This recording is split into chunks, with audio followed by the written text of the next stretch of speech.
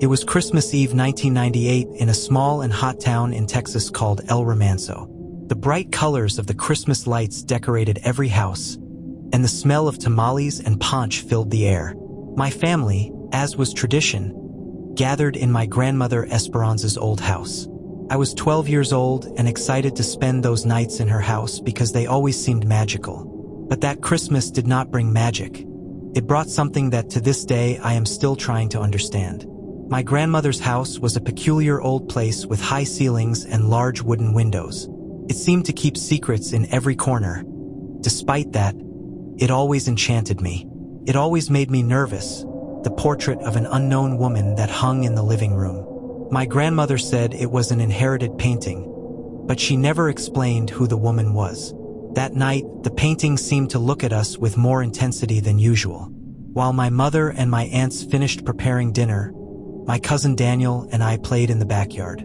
I clearly remember the humid heat of the night mixed with the cool breeze that came from the mountain. Everything seemed normal until something caught our attention. A dry noise, as if a branch broke near the fence that delimited the land. We looked into the darkness but didn't see anything. However, a strange smell of wet earth and withered flowers permeated the air.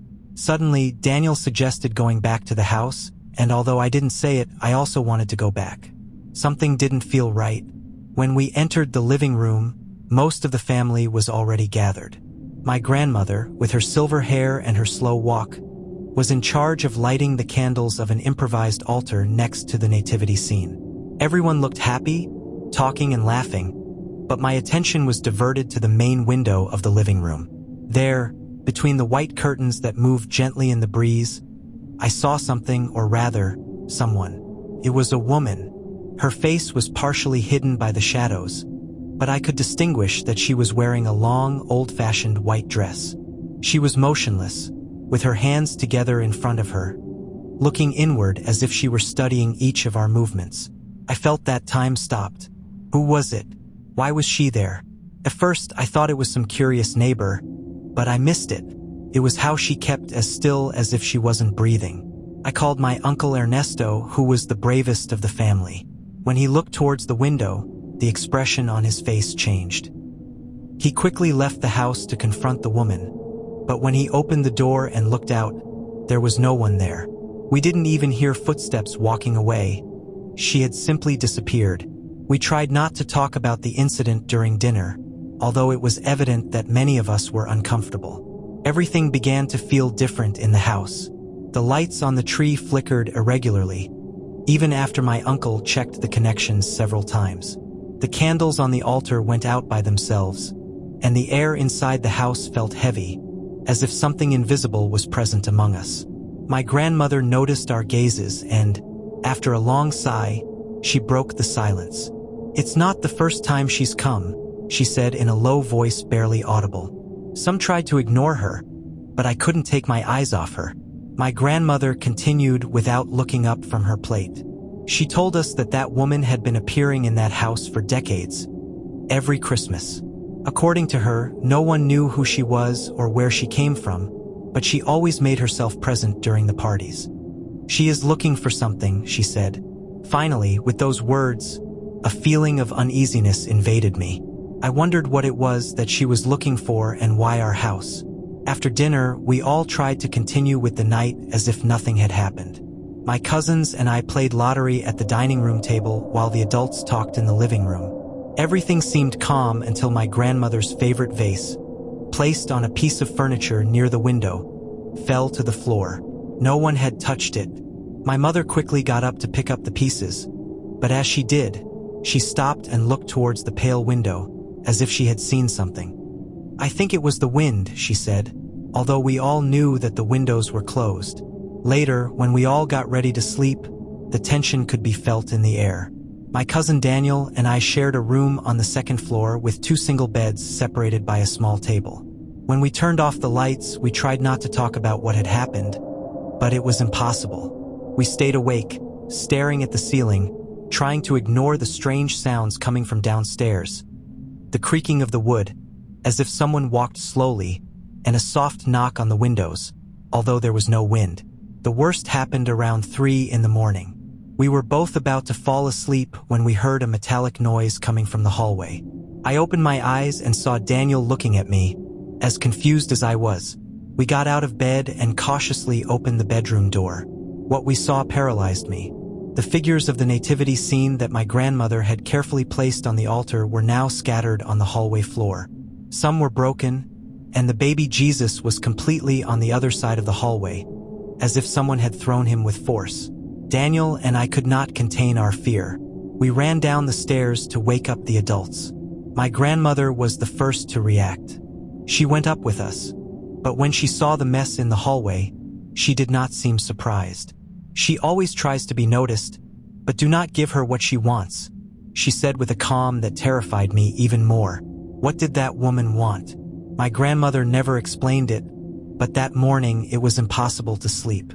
No one dared to return to the second floor. We stayed, everyone in the living room with the lights on, hoping that dawn would bring some relief. But the presence of that woman, although invisible, was felt in every corner of the house. The next morning, when daylight finally arrived, we hurried to gather our things and said goodbye hastily to my grandmother. Nobody wanted to stay any longer. Before we left, my grandmother took my hand and said, "Don't be afraid. She can't hurt you if you don't let her." But those words never convinced me. More than 2 decades have passed since that Christmas. My grandmother passed away years later, and the old house was abandoned. However, every time someone mentions Christmas, I can't help but remember that night and that woman in white. If you're enjoying the video, please subscribe the channel for future videos, and like and share with your friends.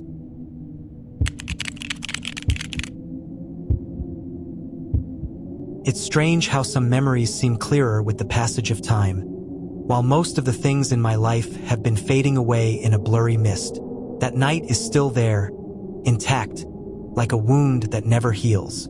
I was 16 years old and lived in an old neighborhood in New York City with narrow streets and houses that seemed trapped in another century. That Christmas was the last time I participated in the neighborhood posadas, and it was also the last time I went near the house number 17 on San Alvaro Street. The house was a monster of adobe and wood with windows so small that they looked like sunken eyes, and a roof of dark tiles that was always covered in moss. Nobody knew who had lived there for the last time. It was only said that it had been uninhabited for decades. But in each posada, we passed in front of it with our candles and sang the traditional verses, always making sure to keep a certain distance. The tradition was that the group would advance to the next house to ask for lodging, and nobody dared to look for a long time towards number 17. That night, however, something was different. I still do not remember clearly. The sky was clear, but the air had a strange density, as if the night were containing something that did not want to let go. House number 17 seemed darker than ever, as if it absorbed the light of the candles that we carried in our hands. I was not the only one who noticed it. I could see it on the faces of others, in the way his eyes avoided the house, as if looking too much was dangerous. Everything changed when we approached the wooden gate that led to the courtyard. There was an older man leaning against the door frame. He was thin, with a gaunt face and worn clothes, as if he hadn't left that place in years. At first, we thought it was a tooth that had snuck into the house, but something in the way he looked at us made it impossible to look away. His expression was not aggressive, but it was not friendly either. It was as if he was waiting for something. The group stopped dead. No one dared to move. Then one of the organizers of the inn, a young man named Arturo, decided to approach and ask him if he needed help. When he reached the gate, the man simply turned and disappeared into the house.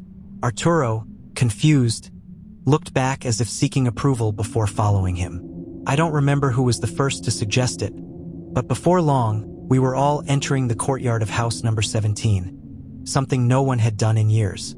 The courtyard was overgrown with tall grass, hiding the ground and withered trees that seemed to want to encompass everything with their branches.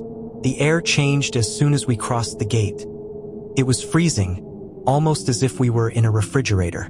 The contrast with the warmth of the night was impossible to ignore. But what really disturbed me was the silence.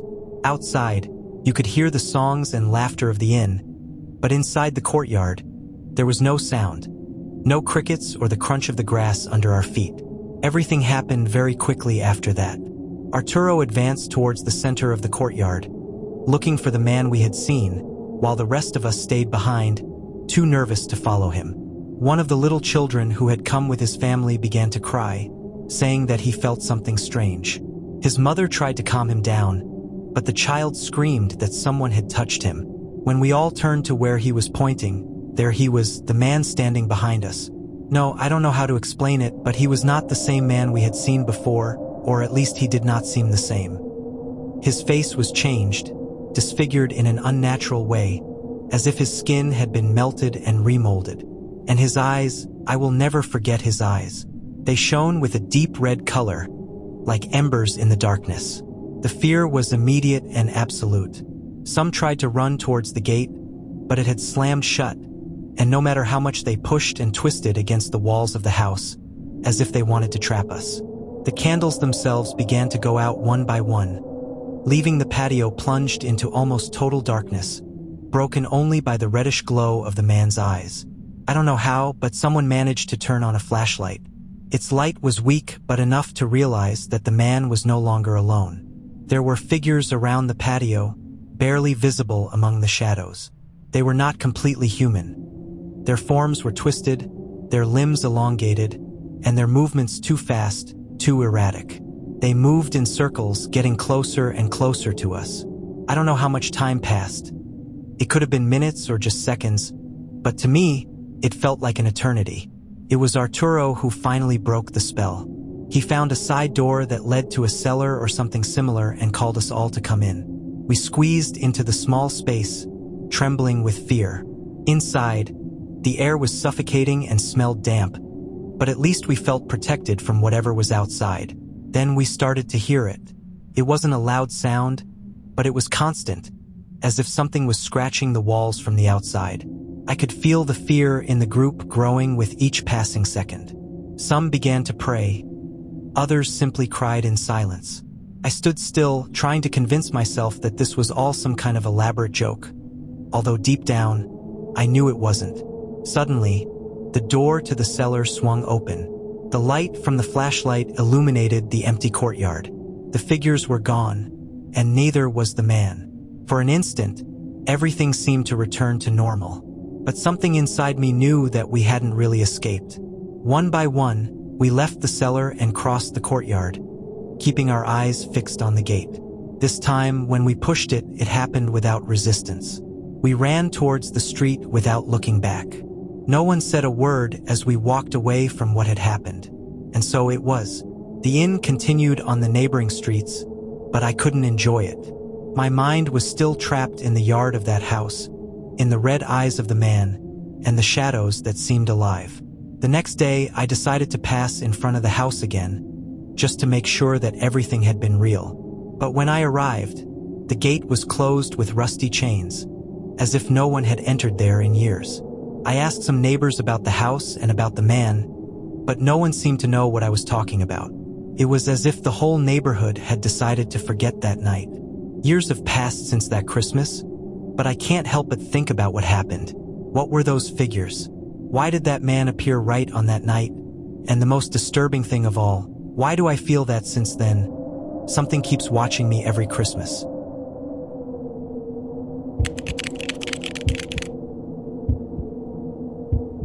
There are stories that shouldn't be told, tales that seem to awaken something when they are mentioned again.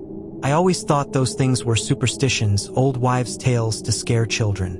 But my mother was never a woman who made things up. Her words, when she talked about that Christmas at the hacienda in Zacatecas, were clear and full of a weight that I still feel in every word. She never tried to scare me.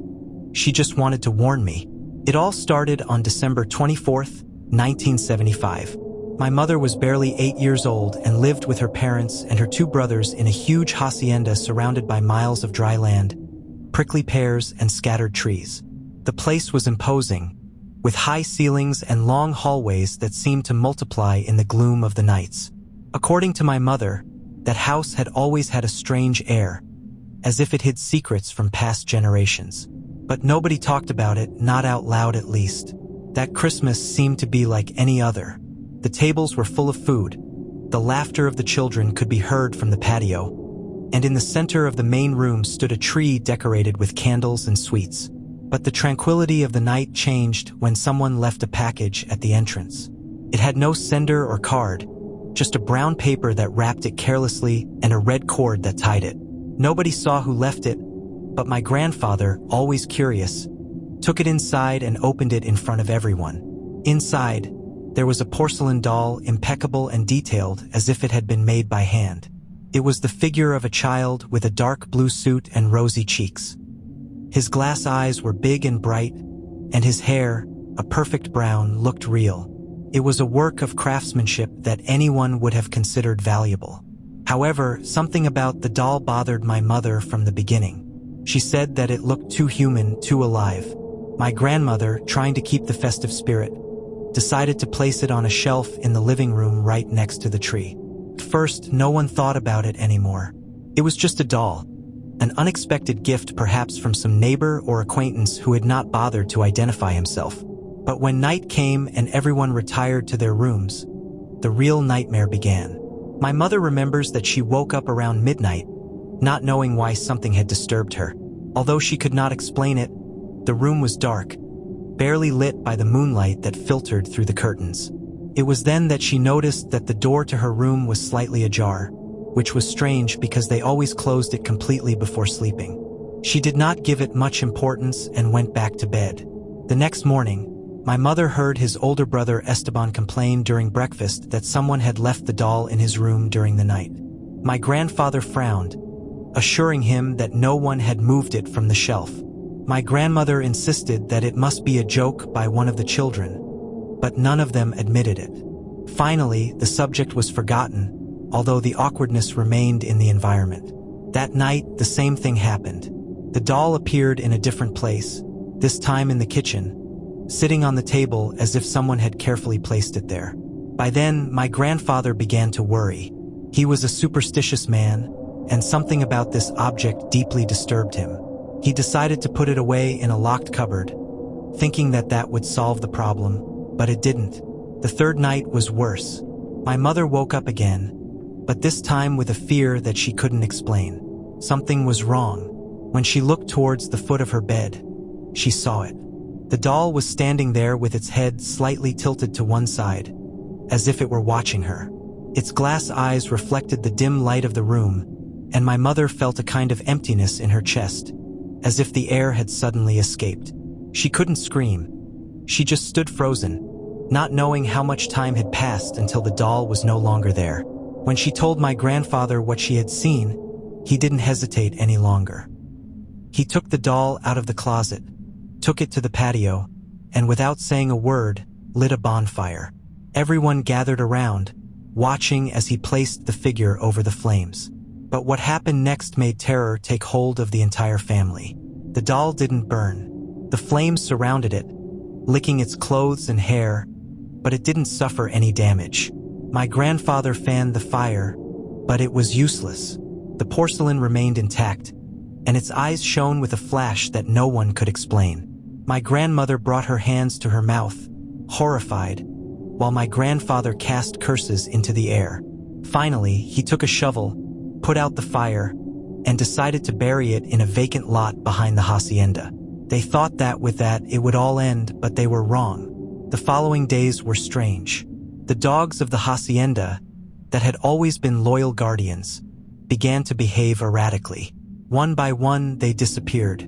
My mother remembered the distant howls that filled the nights, followed by an absolute silence that seemed even more disturbing. Some animals on the farm also began to die without apparent cause. My grandfather tried to find logical explanations but always returned to the same thought: the doll. It was buried in a secluded place, but it was not long before the children who played in the surroundings began to talk about strange things. They said they felt that someone was watching them between the trees.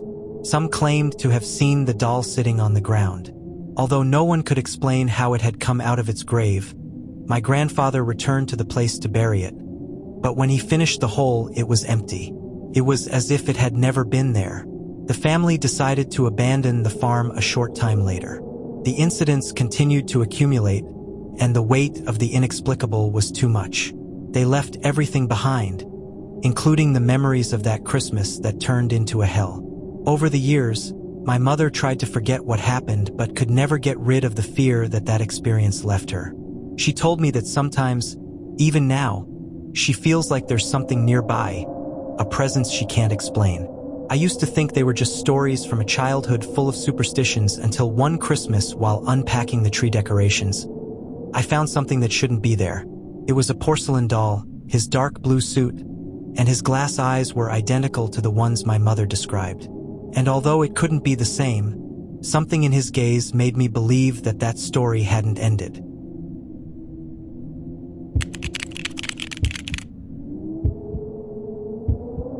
There are things that are better not to remember, nights that you would rather erase from your memory, but you can't. Some experiences stay with you no matter how hard you try. What I lived in the early morning of December 25th, 1999, continues to haunt me to this day. And although I let it move forward, I feel like the past is always about to catch up with me. This happened on a ranch in Yucatan, a quiet land full of history where the shadows seem longer and the legends are not just stories. My parents owned a small ranch on the outskirts of a town called Zul. It was an isolated place surrounded by dense and ancient mountains where the night wind seemed to bring secrets from other times.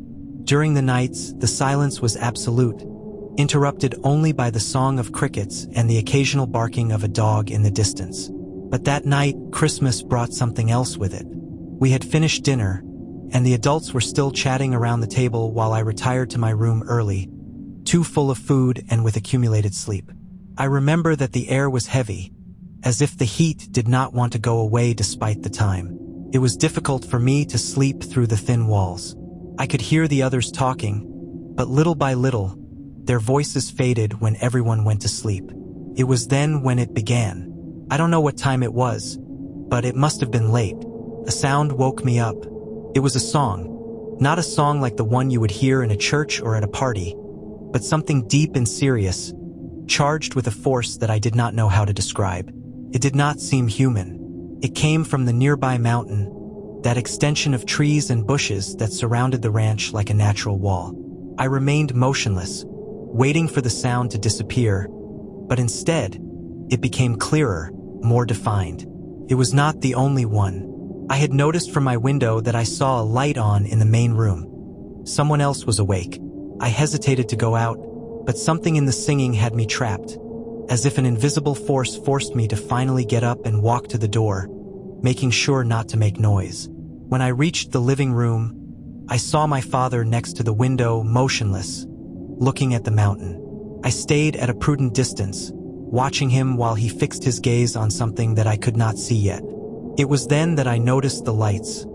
Candles, dozens of them, advancing in a row through the mountain. As you could distinguish, the figures that carried them were hooded people with dark robes that blended with the shadows of the trees, walked in complete silence except for the singing that continued to reverberate in the night, as if it came from everywhere. But what really made fear take over me was what they carried in the center of the procession. 6 people carried a long and narrow bundle wrapped in stained sheets. Despite the distance, it was evident what it was. I did not need to be an adult to understand it. A body. For a moment, I thought that maybe it was some Mayan tradition or ritual, something I didn't understand, and that maybe it had nothing sinister. But something in the way they moved forward, in the rigidity of their movements, made me know that what I was seeing was not normal. The singing suddenly stopped when they reached the edge of the mountain, right where the ranch land was. I felt that time stopped. The hooded figures stood motionless, aligned as if they were waiting for something. The candles in their hands seemed to burn more intensely, illuminating their partially covered faces. My heart was beating strongly as I tried to understand what was happening, but what happened next took away any rational thought. One of the figures raised one of the candles and with a slow movement pointed towards the house, directly towards us. It was then that my father suddenly closed the curtains, turned off the light, and took me by the arm, taking me back to my room. The rest of the night, I spent in bed with my eyes open, listening to every creak of the wood and every movement of the wind. I couldn't sleep, but I didn't dare to move either. The next morning, when I finally got up, I couldn't sleep. I decided to leave my room. I noticed that the atmosphere in the house was strange. The adults barely spoke, and their faces were pale, as if they had all seen the same thing as me. My father, without saying a word, went out to the patio with a shovel. My mother tried to remain calm, preparing breakfast as if everything was normal. It didn't take long for me to understand why he was so disturbed. The doors of the house, the windows, and even the exterior walls were marked with inverted crosses carved with something sharp, covering the wood and concrete. In some parts, there were dark red stains, dried but still visible. My parents tried to keep us away from those marks, but it was impossible to ignore them. Whatever those people had done during the night, it had not only been a warning, it was an invasion. My father returned after a short time, saying that he had found something else on the edge of the hill, right where we had seen the figures stop. There was a circle of removed earth, as if someone had finished a hole and then covered it again. But the most disturbing thing was not that, but the candles that had been scattered around, all turned off but still warm to the touch, as if they had been on just minutes before. That night, no one slept at the ranch. My parents decided to take us to the nearby town to stay with some relatives. During the trip, my brothers and I stayed silent, too scared to ask questions. We didn't want answers, not after what we had seen. That was the last Christmas we spent at the ranch. Years later, when I was older, I returned to that place. The house was in ruins, invaded by weeds and abandonment, but the marks were still there on the wood, like scars that time had not been able to erase. The inverted crosses, the dark stains, everything was intact, as if time had decided not to advance in that corner of the world. Since then, I have investigated, trying to understand what happened that night. Some say that in the mountains of Yucatan, there are ancient sects, mixtures of dark beliefs and rituals brought by the colonizers, that still practice their ceremonies in secret. Others believe that what we saw was a warning, a reminder that there are places and traditions that should not be interrupted. I don't know what the truth is, but one thing is certain. What happened on that ranch will never leave me. Sometimes at Christmas, while the lights shine and the music fills the air, I close my eyes, and I can still hear that deep, gravelly song, impossible to ignore. And every time I do, I feel that something over there, in the mountains of Yucatan, is still waiting for me.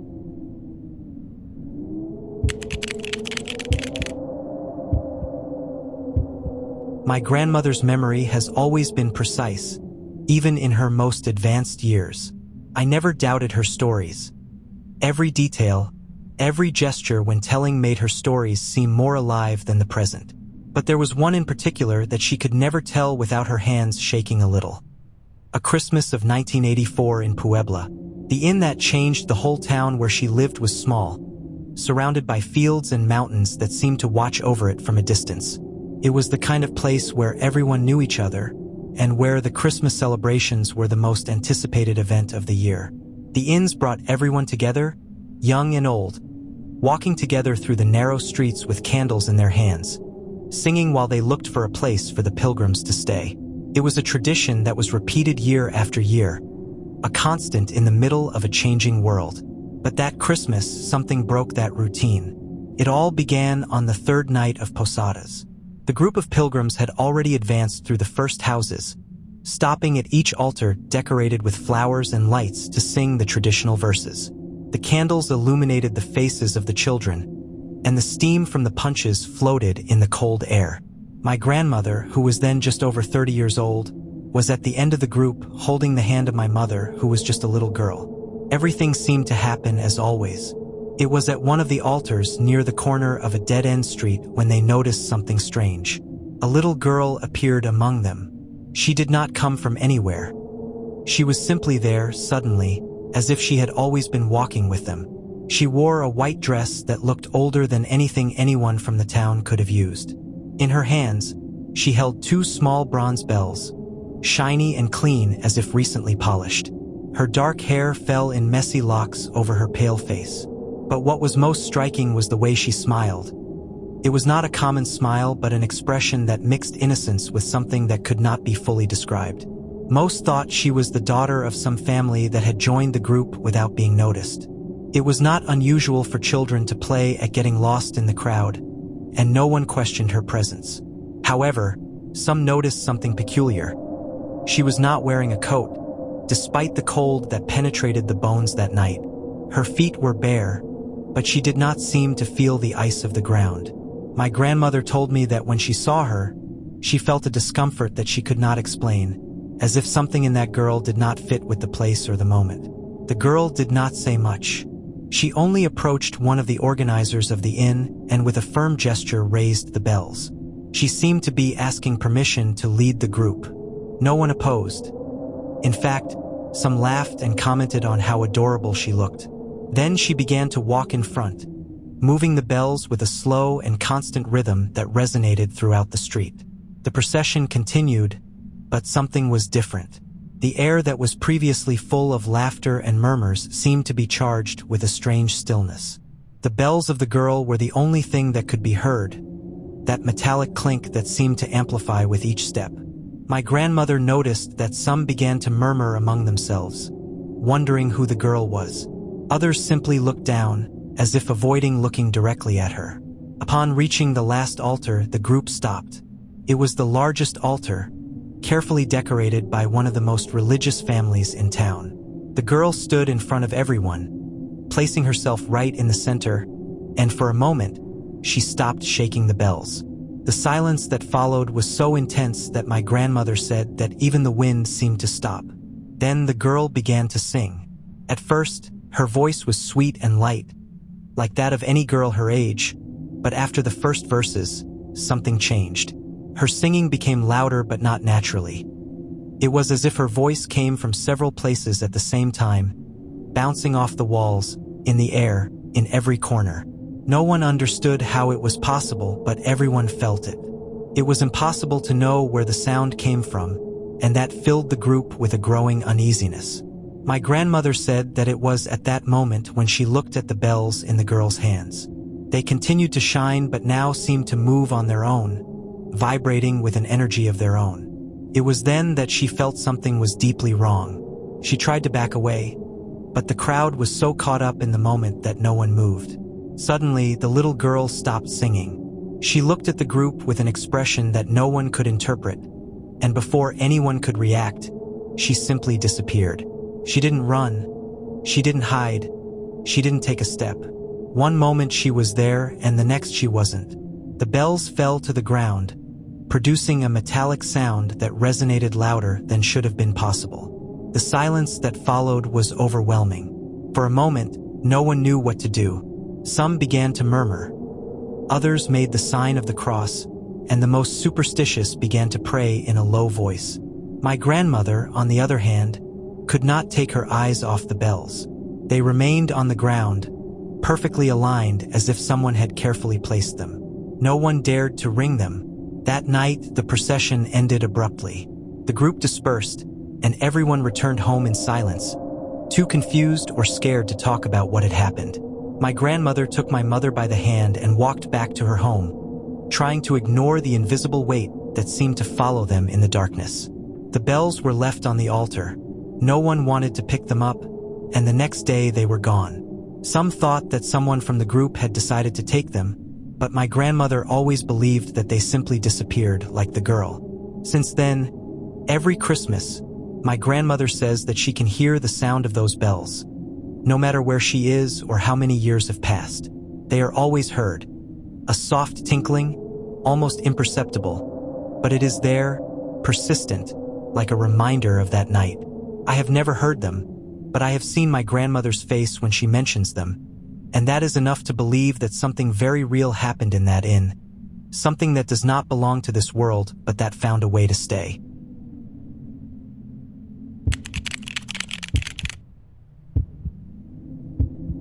I am not an easy person to scare.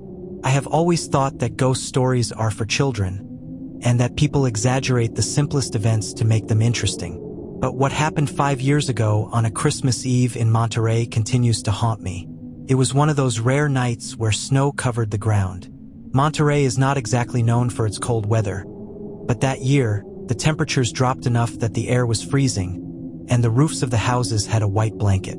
My family had decided to celebrate Christmas dinner at my parents' house. As always, the table was full of food. Tamales, buñuelos, hot punch. Everything seemed perfect, full of life, full of light. I never imagined that something as simple as a family dinner could turn into an experience that would change everything. Dinner started at 9 at night, between laughter and loud conversations. My parents, my brothers, and I were gathered at the dining room table, along with some cousins who came to visit. The atmosphere was warm, in stark contrast to the cold that hit the windows from outside. The conversation flowed easily, and family stories mixed with los brindis. But then, someone knocked on the door. The sound was unexpected. Our house is on the outskirts of the city, in a quiet and little-traveled area, especially during cold nights. We were not expecting anyone, and much less that time. We all stood in silence for a moment, exchanging confused glances. My mother, always the kindest, stood up to open the door. It was then that we saw him. He was an older man, about 60 years old, with gray hair and a short beard. He was wearing a dark coat that looked old, as if it had come from another time, and his expression was hard to read. There was something in his gaze that immediately made me uncomfortable. He didn't seem lost or needy, but he wasn't there with any clear purpose either. With a calm voice, he asked for food. My mother, without hesitation, invited him in. He crossed the threshold without saying another word, and immediately, I felt something strange.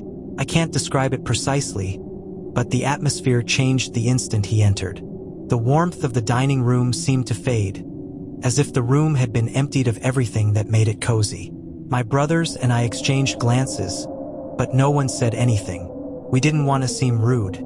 The man sat in one of the chairs at the end of the table. My mother served him a plate of food and offered him some punch. He nodded in gratitude but barely ate during the whole time he was there. He spoke very little, answering my mother's questions in monosyllables, but he never looked directly at anyone. Instead, his eyes seemed to wander around the room, as if he was searching for something or remembering something only he knew. What disturbed me the most was his presence. He didn't do anything particularly strange, but there was something that didn't fit. The cold in the room was the most noticeable. Even though the heat was on, the air felt freezing, and everyone started putting on their coats again. No one mentioned it at the time, but it was impossible to ignore.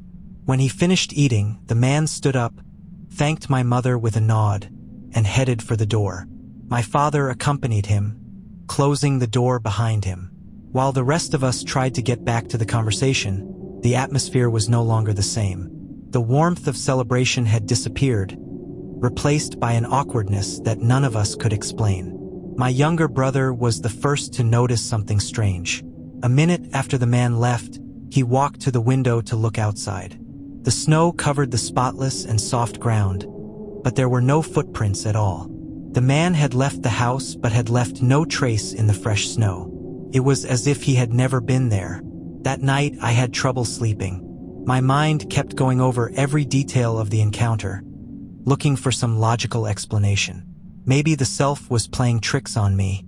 Maybe there was something in the snow that made it difficult for the footprints to be marked. But the excuses did not convince me.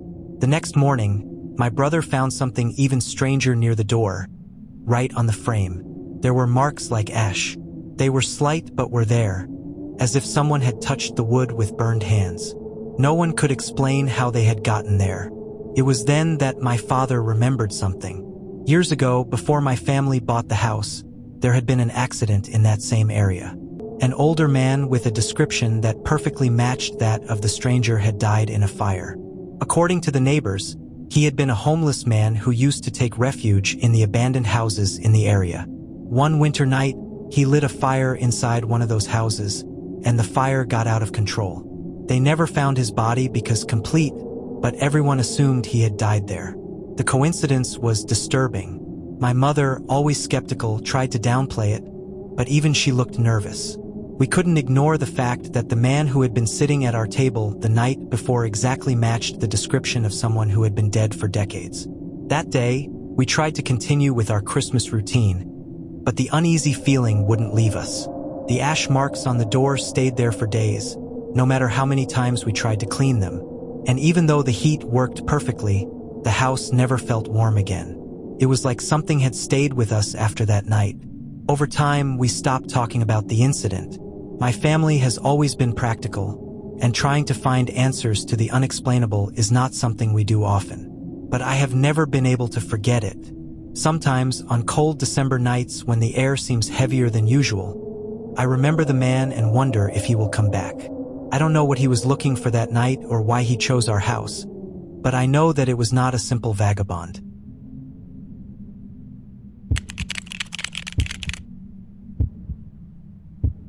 There are stories that not only make you uncomfortable but leave something in you, like an invisible mark. My grandmother used to tell me one of those stories, one that always ended with a heavy silence and a lost look in her eyes, as if she remembered something she did not want to live again. Although I was always skeptical of this type of stories, there is something in the way she narrated this story that made me doubt my disbelief. The most disturbing thing of all was that she could never tell it without seeing that Christmas in the 50s was a before and after for her family, and what happened during that prayer next to the nativity scene remains a mystery that no one has been able to explain. The house where they lived at that time was an old adobe and Texas construction, typical of the towns of Hidalgo. It was located on a large plot of land surrounded by trees, and with a small family chapel that they used for religious meetings. It was a tradition that every Christmas the family would gather in that chapel to pray the rosary in front of the nativity scene.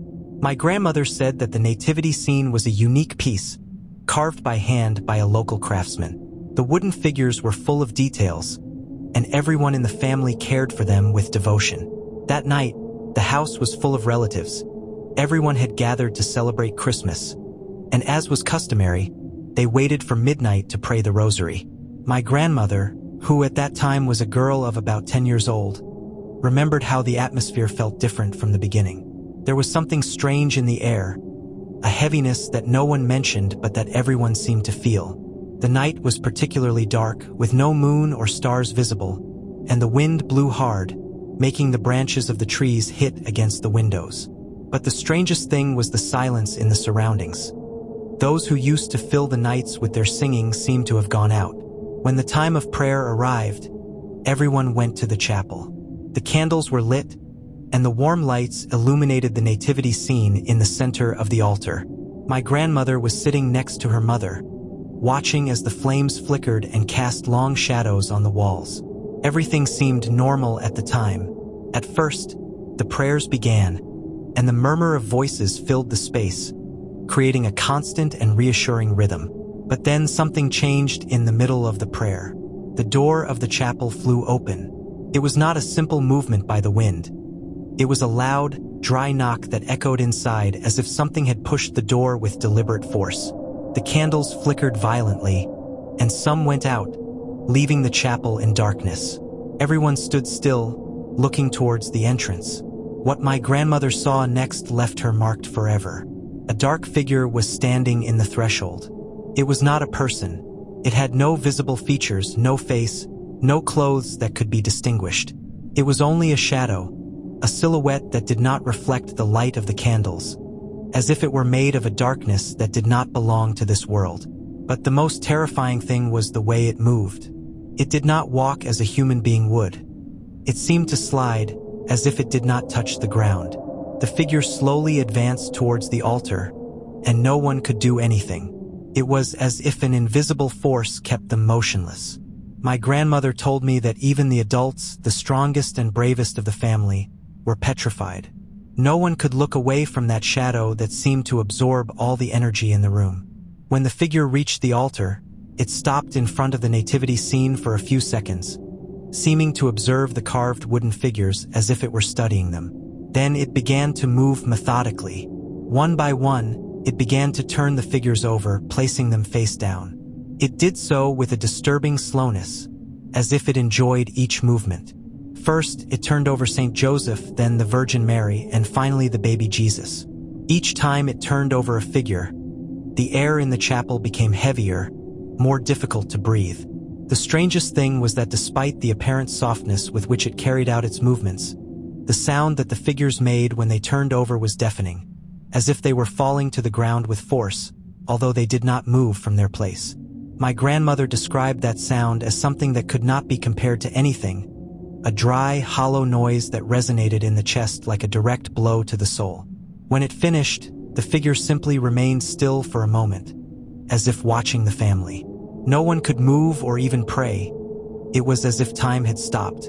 Then, without warning, the shadow began to back away, sliding towards the door where it had entered. But it did not come out. Instead, it vanished, slowly dissolving as if the darkness swallowed itself. When the figure was no longer there, the candles relit themselves as if nothing had happened. But the damage was already done. No one could finish the prayer that night. The family remained silent, unable to process what had just happened. My grandmother said that her mother finally got up and began to pick up the figures of the nativity, but they were all marked. Each one had some kind of burn on the base, as if they had been touched by something extremely hot. After that night, the family never prayed in front of the nativity again. My grandmother said that her mother decided to put the figures away and never took them out again, not even the following Christmas.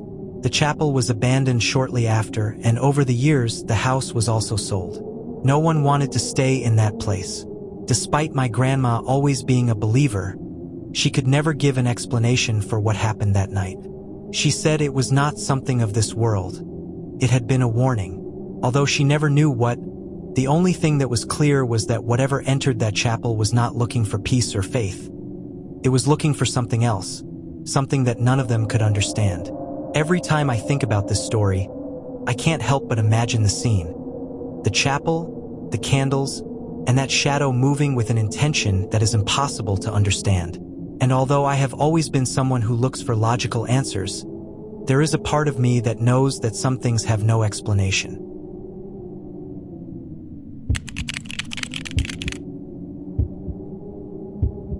Attending midnight mass was an unbreakable tradition in my family. Since I can remember, every Christmas Eve we walked together to the Church of San Gabriel, an old parish in the heart of Guadalajara. It was an impressive building with its carved cantera facade and an interior that combined colorful stained glass with a solemn, almost overwhelming air. It was always said that this church was full of stories, legends that people repeated in a low voice, but nobody paid much attention to them. I don't know why I decided to accompany my family that time. I had stopped going to mass years ago, and religious traditions no longer meant much to me. Maybe it was because of my mother's insistence, or simply because I felt that something about that Christmas was different. But what happened during that midnight mass was something that I will never be able to forget. The place was full. Families crowded the pews, and some stood near the aisles, holding candles that illuminated the interior with a warm glow. The aroma of incense filled the air, mixing with the murmur of prayers and chants. Everything seemed normal at first, like any other mass. The priest, a tall, thin man with gray hair and a deep voice, calmly came to the altar, and the ceremony began. At the beginning, I didn't notice anything strange. I was distracted, looking at the stained glass windows while my mind wandered.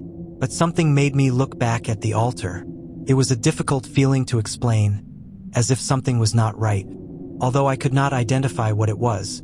Then I realized the shadow of the priest was there, projected on the wall behind the altar by the candles and the lights from the main chandelier. But it didn't match his movements. As the priest raised his hands to bless the congregation, his shadow remained motionless.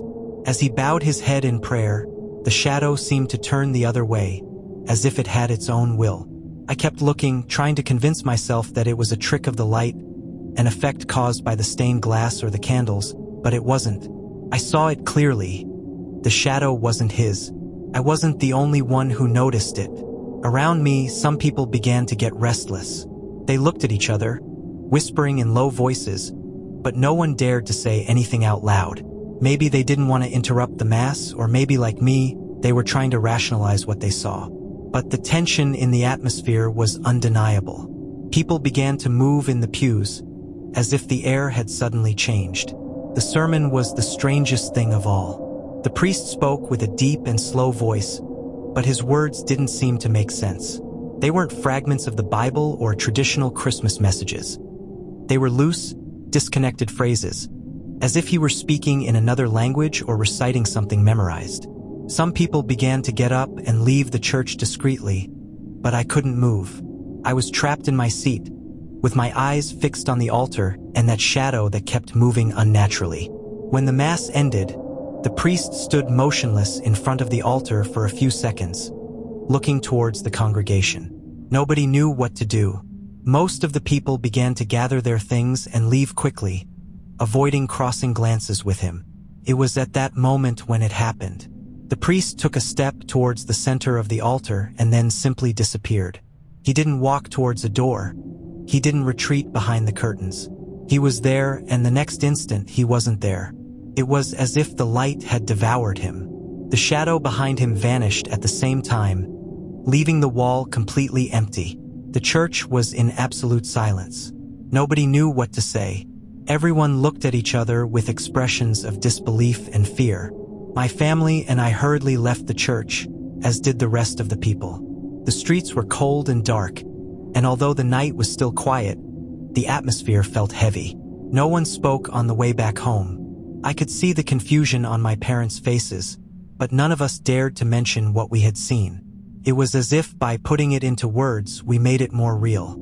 The next day, there was no other talk in the neighborhood. Some said that the priest had fainted and had been taken to the sacristy, although we all knew that this was not true. Others insisted that what we saw was some kind of collective illusion, a joke, or a confusion caused by the tiredness of the night. But then came the news that changed everything. A neighbor who was a close friend of one of the sacristans told us that the real priest of San Gabriel had died that same night in a car accident while he was going to church. His car had gone off the road and crashed into a tree. The authorities said that the impact was instantaneous. He could not have arrived at Mass. So, who was the man we saw at the altar? No one could answer.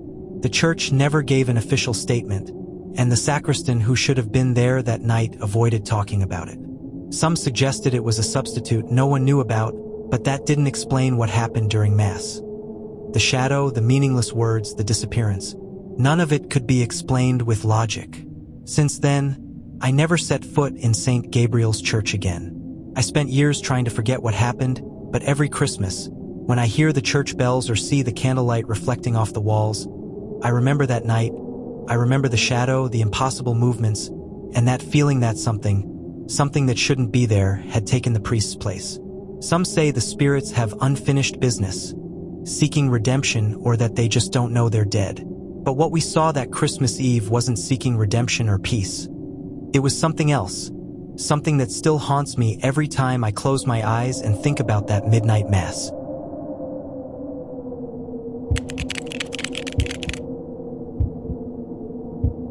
The woods have a way of wrapping themselves around you, no matter how many times you visit.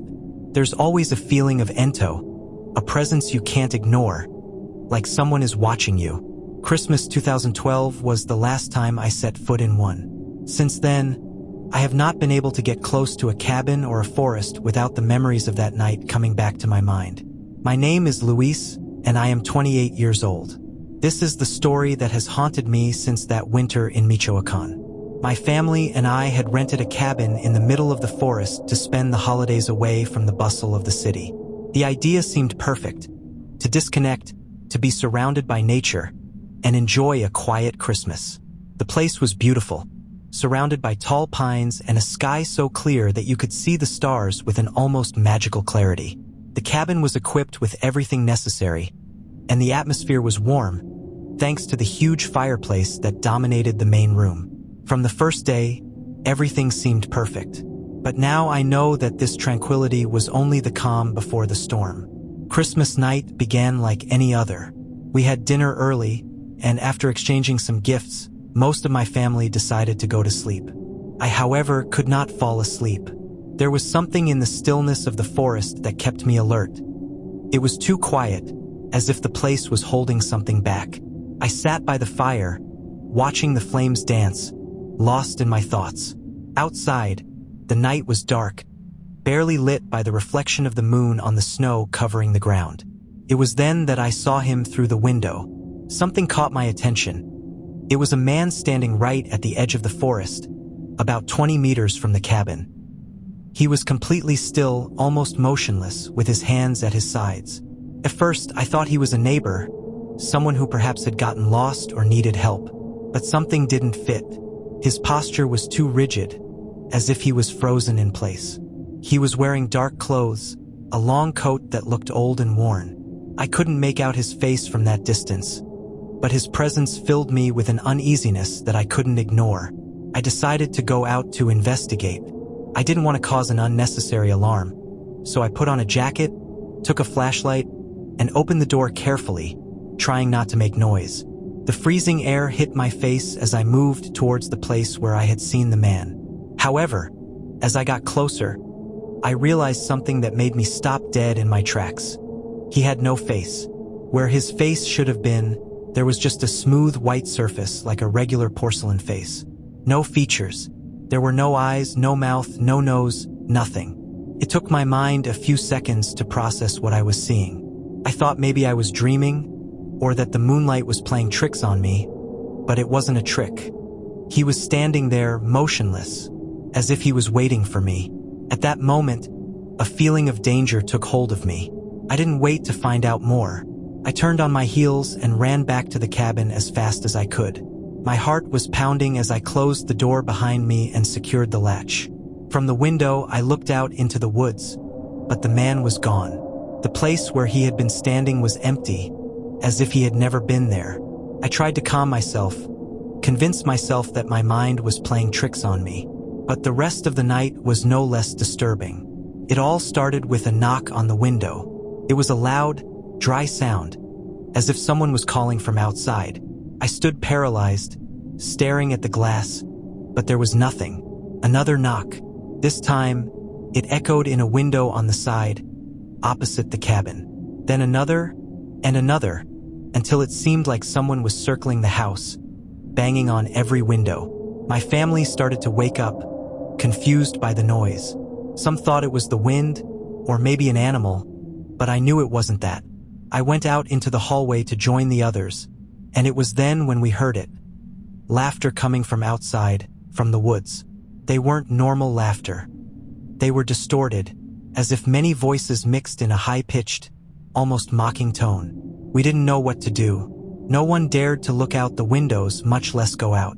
The banging continued for hours, sometimes light, other times so loud it made the glass vibrate. The laughter also kept moving from side to side, as if something was playing with us. My father tried to call the police, but there was no signal on the phone. We were completely isolated. When dawn finally came, everything stopped. The banging ceased, the laughter disappeared, and the forest returned to its strange silence. We cautiously went out, inspecting the outside of the cabin. What we found left us frozen in the snow. All around the cabin, there were footprints. They were deep, precisely marked, as if someone had been walking in circles all night. But there were no tracks entering or leaving the forest. They just started and ended there all around us. We gathered our things and left the cabin that same day. No one wanted to stay another night. We didn't talk much on the way back, but I knew everyone was thinking the same thing.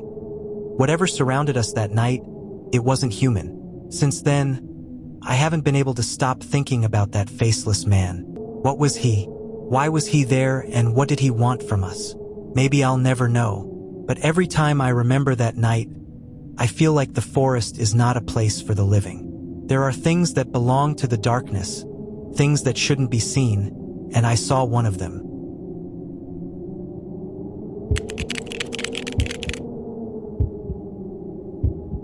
There are stories that are inherited in families, stories that travel from generation to generation, not as tales to entertain but as warnings. My mother used to tell me the same story every Christmas, assuring me that it wasn't an invention but a memory of what her grandfather had lived.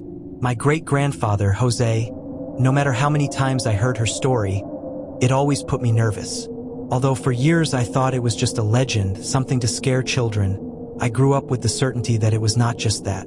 Something happened that Christmas in the 40s on my family ranch in Durango, something that continues to hover in the air. Although no one wants to admit it, the ranch where my great-grandparents lived was a remote place, surrounded by mountains and vast fields that seemed endless. It was a time when rural life was full of hard work and superstitions. Jose, my great-grandfather, was a practical man, one of those who do not believe in ghost stories or the supernatural. He had always depended on his strength and logic to face what happened that night changed his perspective forever. It was Christmas Eve, and the cold had fallen hard on the ranch. My great-grandfather, who had the habit of keeping the fireplace lit all night, went out to look for more firewood before it ran out. Armed with a machete and an oil lantern, he went to the small forest at the edge of his property, where he knew he would find enough dry wood to spend the night. The road to the forest was calm. The moon was full, illuminating the snowy fields, and the sound of his boots crunched with each step he took on the frozen ground. There was no wind, and the silence was almost absolute. It was then that he heard something. A distant sound, a rhythmic pounding that came closer and closer. They were horse hooves. Jose looked up and saw a man riding a black horse, appearing in the distance, slowly advancing towards him. The animal was imposing, tall and muscular, with a mane that shone under the moonlight. Its rider wore a wide hat that hid his face and a dark cape that fluttered with each step of the horse. At first, Jose thought it was some neighbor who had left late. But as the figure approached, something in its appearance made him doubt. The horse stopped a few meters away, and the man remained silent for a few seconds, motionless on the saddle. Jose, with his machete in his hand, waited, feeling how the air around him seemed to become heavier. Finally, the rider extended a hand towards him. In the palm, he had some gold coins that shone in a way that seemed impossible in the gloom of the night. Without saying a word, the man offered the coins, pointing with his other hand to an envelope he carried on his waist. Jose understood the message. The man wanted him to take the envelope somewhere. He didn't know where or why, but the temptation of the coins was immediate. In those days, any amount of gold could make a big difference for someone like him.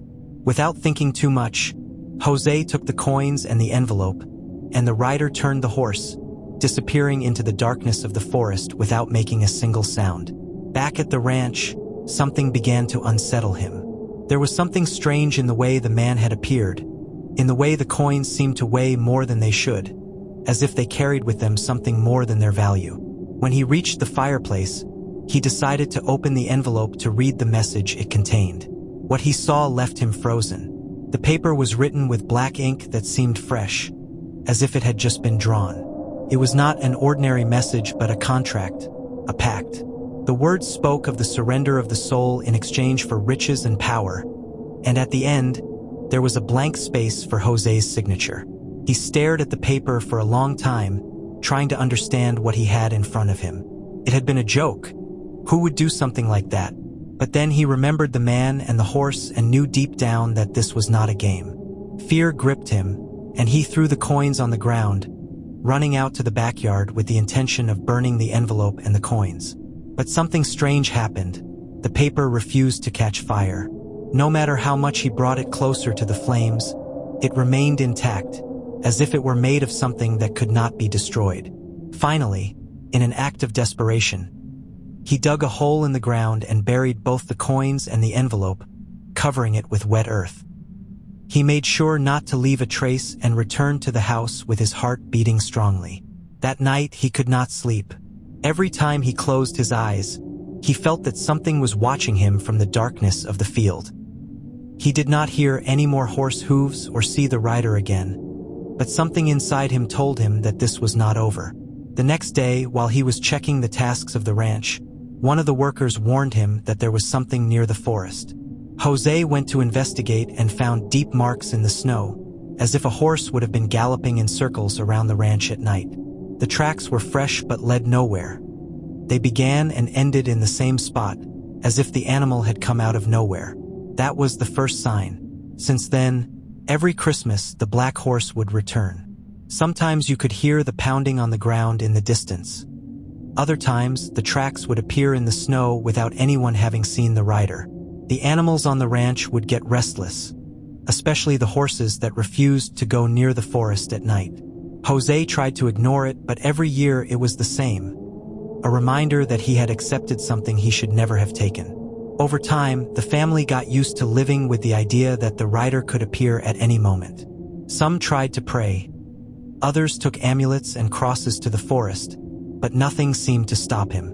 My great-grandfather never mentioned what happened again, but my mother said that in his later years, he always slept with a lamp lit and a machete within reach, as if he still feared that the man and his horse would come back for him. Although my mother inherited the story as a warning, I grew up with the doubt of whether it was real.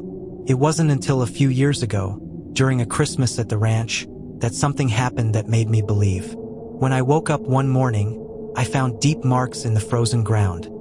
The same circular footprints that Jose had described. The air felt strangely heavy, and even though I didn't see it, I knew the black horse had been there. Now I understand that some stories aren't just tales. Some things don't belong in the world as we know it, and there are forces that should not be defied. My great-grandfather learned that lesson the hard way, and even though he's no longer here, what happened that Christmas continues to haunt the ranch year after year.